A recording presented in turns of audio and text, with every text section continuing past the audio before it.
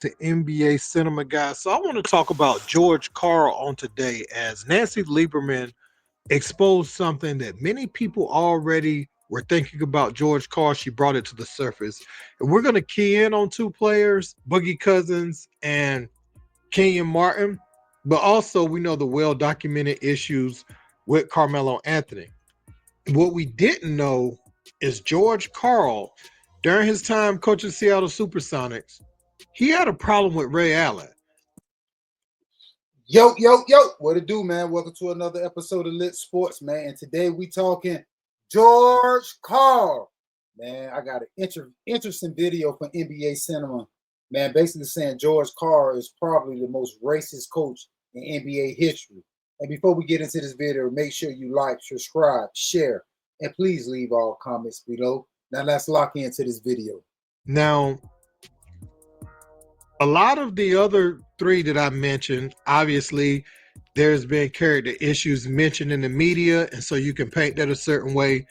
But when they started saying he had a problem with Ray Allen, I really had to listen. And this is coming from a player, Etan Thomas, who played many years in the NBA. I want to evaluate this whole situation. Now, we're going to look at some of the history and some of the things that Kenyon Martin and Boogie Cousins had to say themselves. Let's people. Have you ever had to get in a coaching shit like that during the game? Halftime, yeah. Okay. Mine in public, I tried to beat George. I was going to beat George up in them. Oh, no, I got suspended in the playoffs. We played the Clippers. Like the final 3 games, yeah, I played the first 2 games. And yeah, I got suspended for the rest of the playoffs. You were suspended in 2006 for conduct detrimental to the team. What happened, and how's your relationship with George Karl? George Karl, first and foremost. I was having knee problems before the playoffs. Came up with an agreement I was going to sit out a few games to get ready for the playoffs. George started Francisco Elson in my spot. Last few games, go to him before the playoffs. I'm ready to rock. I'm ready to start. He said he's going to start Francisco. He want to reward him. We go game 2. I tell him we lost game 1, back in the starting lineup. I'm going to start Francisco again. And now you're playing with me. We start the game. I played 7 minutes. Now that's crazy to me. Your best player, one of your best players, of course, Carmelo was on the team, but one of your best players coming you and telling he's game ready, and you telling him, I'm going to continue to start the backup. Yeah, I see why Kenyon Martin has a problem with George Karl. It's in the first half. So towards the end of the second quarter, he put Greg Buckner in for Eddie Nahara. I guess I'm not going back in. So by this time, I'm steaming. I was the first person off the bench. I'm going to the locker room. I go right in the hallway while they're in there talking. I step in between the coaches, and I threaten his life and everything. I threaten his well-being. It was already beef from before I even got drafted there between Coach Karl and DeMarcus, because Coach put out that remark of saying it's first of order. He trying to get rid of the best player on the team. For sure. Yeah. What are we doing here? It's so real hectic. Cal had hit me right when I got drafted, and he was like, "Hey man, you're going to probably the worst program in the league. Like, you got to just keep your head down, stay out of trouble, just do the work."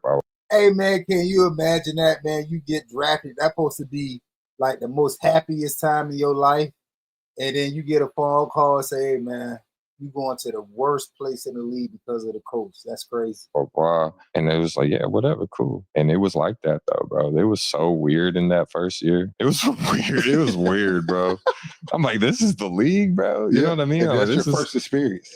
A coach can go to an organization, and the organization can already have that franchise guy. You're like, this is our guy. We want to move forward with him. And as a coach, can you coach this guy and move forward with him?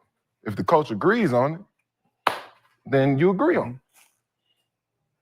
But a guy like George could come in and do all those things and, go opposite of what he said he would do. And nothing is done about it, no backlash, nothing said about his name, no type of tarnishment. DeMarcus is a hell of a talent, but he's not a winning basketball player, at least when he was in Sacramento. I thought he was turning the corner. Towards when he was in New Orleans, and then he's been hurt so much lately.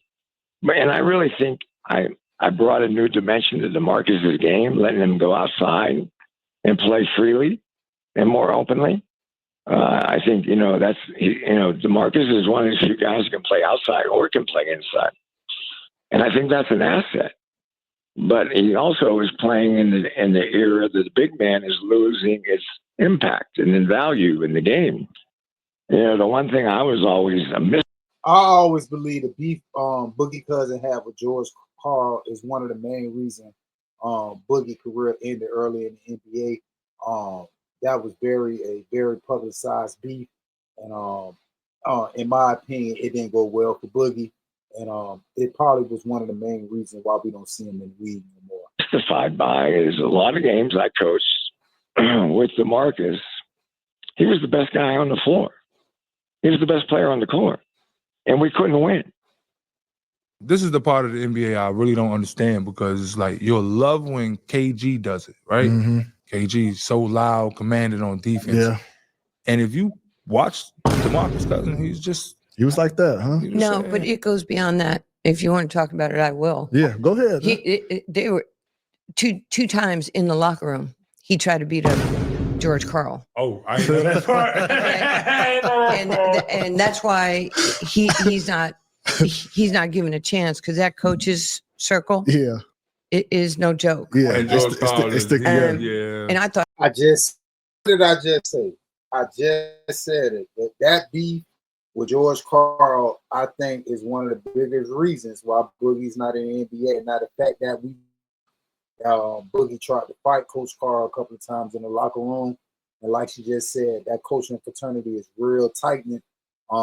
So yeah, I believe that beef with George Karl is the main reason why Boogie Cousins is not in the NBA. George was one of the most racist. Mm-hmm. I sat in the meetings. It was unbelievable. Ask Carmelo. Well, I like Nancy. Now that last clip was a perfect segue into the next portion of what Etan Thomas has to say. I could never understand for the life of me why the Sacramento Kings would bring in a coach like George Karl if DeMarcus Cousins is the guy they wanted to continue to move forward with, unless they were deliberately trying to run him out of town. He comes in his first press conference and say, got to get Boogie Cousins out of town. He's really just throwing him under the bus, and that isn't going to build a relationship. Now, this next portion I want to really hone in on, because I'm going to really bring home my points after he says this, or after Etan Thomas discloses this. Okay, we're going to stop it right there. And you want to watch the rest of the video, head over to NBA Cinema and catch the rest of the video. And before we get out of here, man, I'm just going to give my point. I really don't know, man. It seems like it's a lot of evidence stacked against George Karl. Now, personally, what I just heard, the one clip I heard George Karl talk, he didn't say anything that warranted me to be racist, but there are a whole lot of people, including the basketball guru Nancy. She said that George Karl had a lot of racist ways to him. It's another thing interesting. I did a little research just to see if Gary Payton or Sean Kemp had anything negative to say about George Karl, or was he a racist? I couldn't find anything. Doesn't mean it's not there, but I couldn't find anything. So that just gave me the conclusion that when George Karl was coming up in Seattle, he kept a cool attitude to himself. He stayed low. He was very successful, but it seems like once he became a successful coach, coached in the finals, he really showed his true characters. Because all these players are younger than those people on those Seattle teams. That's just my opinion. I could be wrong. You get in the comments below and you tell me what you think. Well, till the next time. And before we get out here, make sure you like, subscribe, and please leave all comments below. Li+Sports, you already know.